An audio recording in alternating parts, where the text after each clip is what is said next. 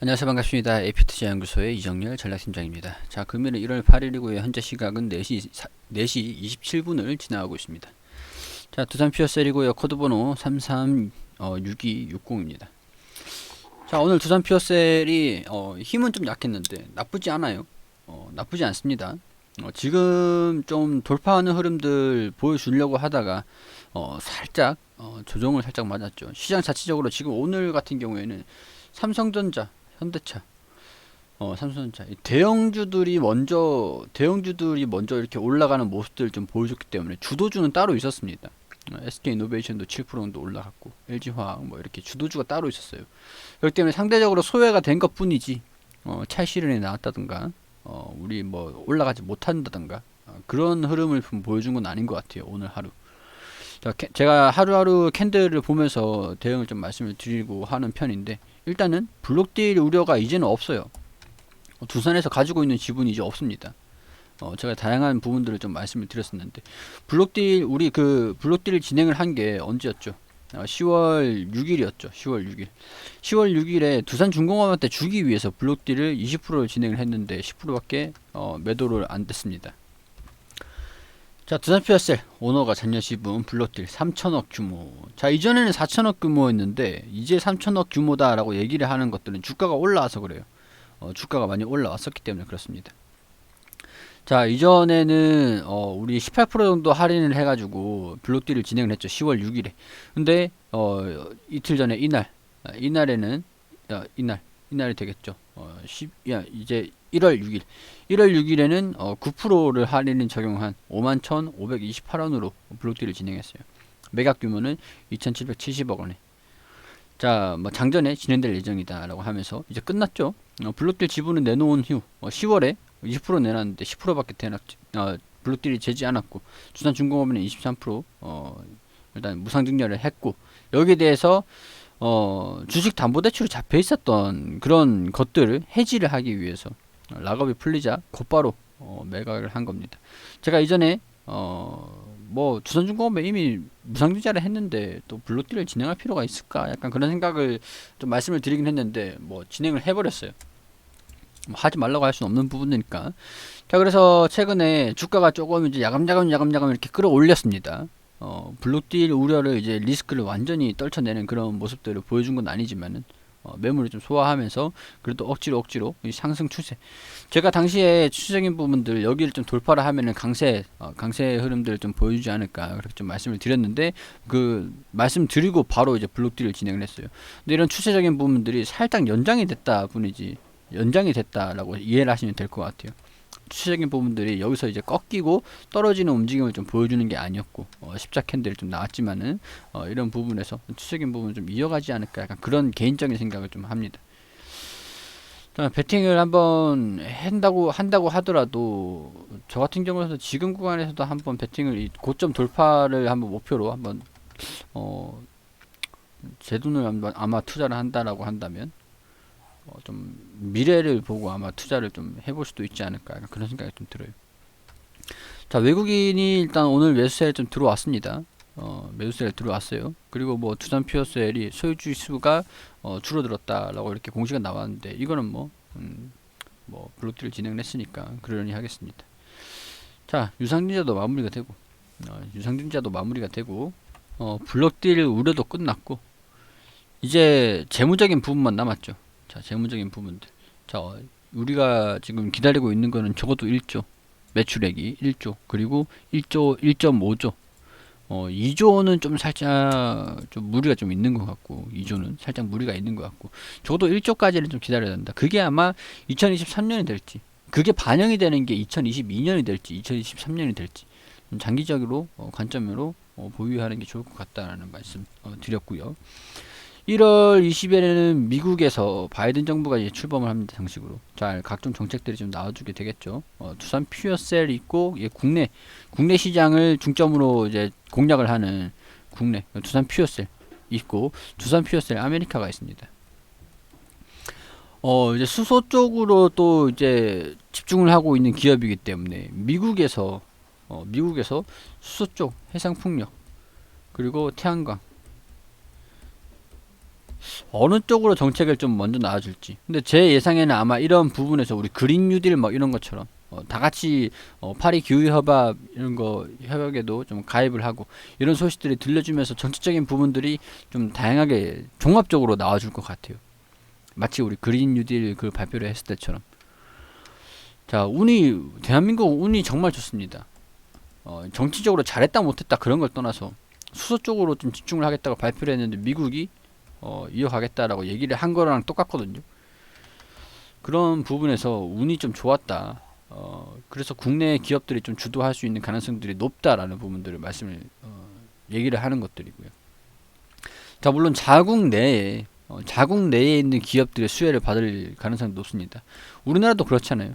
우리나라도 자국 내에 있는 기업들의 수소, 중국도 뭐 영향을 없을 수는 없지만 미국도 마찬가지예요. 미국 내에 공장이 있는 그런 기업들의 제품을 먼저 사용을 하겠죠. 자, 중국 제품을 사용하지 않기 위해서.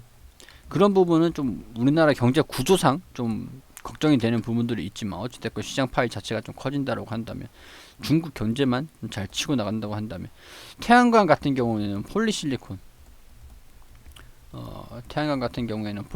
가격이 좀 왔다 갔다 하면서 태양광의 그런 수익률이 뭐 그런 문제들이 좀 있기 때문에 중국에서 폴리실리콘이 가장 많이 생산을 하는 부분이다 보니까 화학적으로 얘네들이 완전히 물량 공세를 해버리면 한국 입장에서 이길 수가 없습니다. 근데 수소는 다르죠. 그렇기 때문에 수소도 한국에서 수소 쪽으로 좀 집중을 하고 있는 부분들이 있으니까 국내와 미국의 수혜를 한번 기대를 좀 해볼 수 있을 것 같다. 자, 우리나라 정책으로 어떻게 된다고 했습니까? 자, 미국발 전기차 시장 성장 가속. 자, 그리고 글로벌 재생에너지 점점 늘어. 두산 필세 수소 의무화 수혜. 자, 수소 의무화가 어떤 거냐? 자, 쭉 내려다 보면은 자, 두산 퓨어셀 등이 두산 퓨어셀은 국내 수소연료전지 발전 설비 최대 공급업체다. 국내에 수소연료전지 발전 의무화 제도 도입에 혜택을 볼 것이다. 자, 이런 부분들. 자, 제가 항상 보여드리는 기사 2조 매출도 가시화. 2조까지는 좀 기대를 하진 않지만 적어도 1조 정도는. 자, 국내 수소연료 전지 연간 생산량을 63메가와트 규모로 내년 말까지 620메가와트까지 증설하는 공사에 착수를 했다. 자, 2025년 450메가와트 추가 확대 매출액을 2조 원까지 키운다. 자, 국내 수소연료 전지 1위 사업자인 두산 퓨어셀 입장에서는 안정적인 판매처를 확보할 수 있는 기회가 됐다. 자, 지난 7월 세계 최대 규모인 50메가와트 대산 충남 수소연료전지 발전소를 준공하는 등 수소시장에 선점했다는 평가를 받는다. 정부는 2040년도까지 이게 중요하죠. 수소연료전지를 8기가와트까지 공급하는 게 목표인데 이에 따른 신규 발전 물량 수주 상당수는 두산 퓨어셀이 차지할 것으로 관측이다. 왜냐하면 1위 사업자이기 때문에.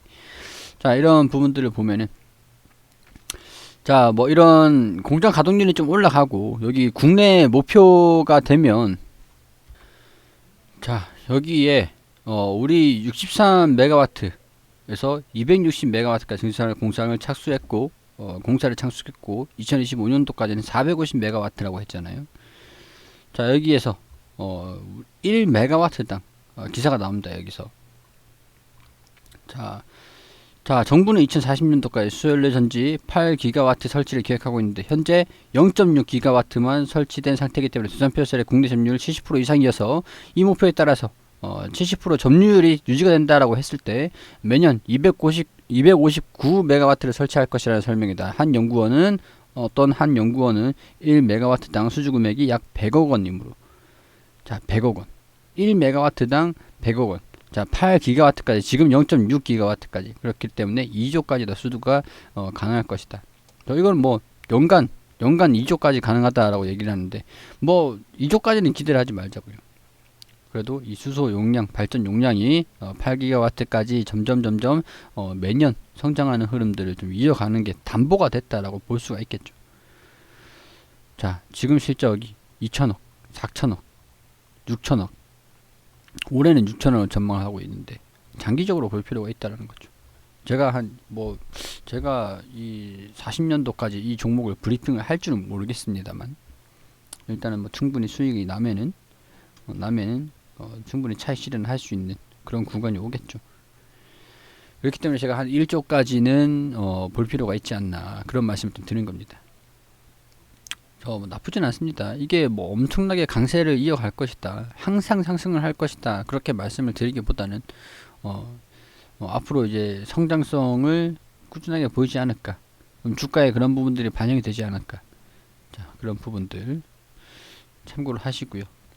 장기적으로 이 종목을 지켜보자고요. 뭐 지금 오늘도 주가 흐름 자체가 나쁘진 않습니다. 나쁘진 않아요. 약간 숨죽이고 있는 그런 느낌이기도 하거든요.